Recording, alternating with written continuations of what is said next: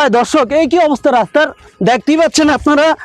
আমিরাজ থেকে নতুন বাজার যে রাস্তাটা, এটা ভিডিওটা বেশি বেশি শেয়ার করেন, কারণ শেয়ার করলেই দেখতেই পাচ্ছেন আপনারা যে কতটা গভীর আর কতটা ভয়ানক এই জায়গা।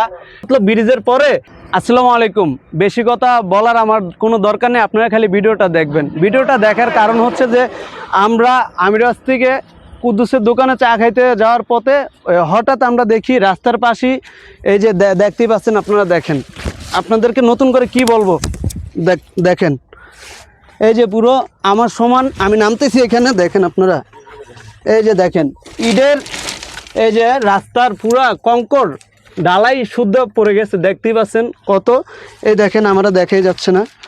আজকে শুধু কোনো বেশি কথা বলবো না, আজকে একটাই কথা, আপনারা ভিডিওটা বেশি বেশি শেয়ার করেন, কারণ শেয়ার করলেই তাদের চোখে পড়বে, যারা রাস্তা ঠিক করে কন্ট্রাক্টর আছে ওনাদের চোখে পড়বে। আপনারা দেখতেই পাচ্ছেন, এই দেখেন রাস্তার কি বেহাল দশা।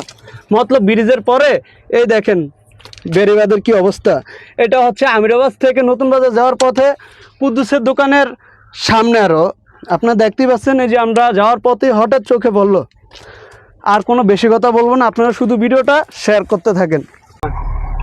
আল্লাহ, কি অবস্থা দেখতে পাচ্ছেন রাস্তার, পুরো ভয়ানক অবস্থা।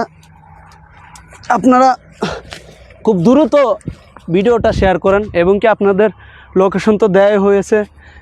আমিরাবাদ নতুন বাজার যে রাস্তাটা মাঝামাঝি, এই রাস্তার পাশেই আমিরাজ থেকে অল্প কিছু আধা কিলো জায়গায় এই রাস্তার পুরো ভয়ানক অবস্থা দেখতে পাচ্ছেন। হ্যাঁ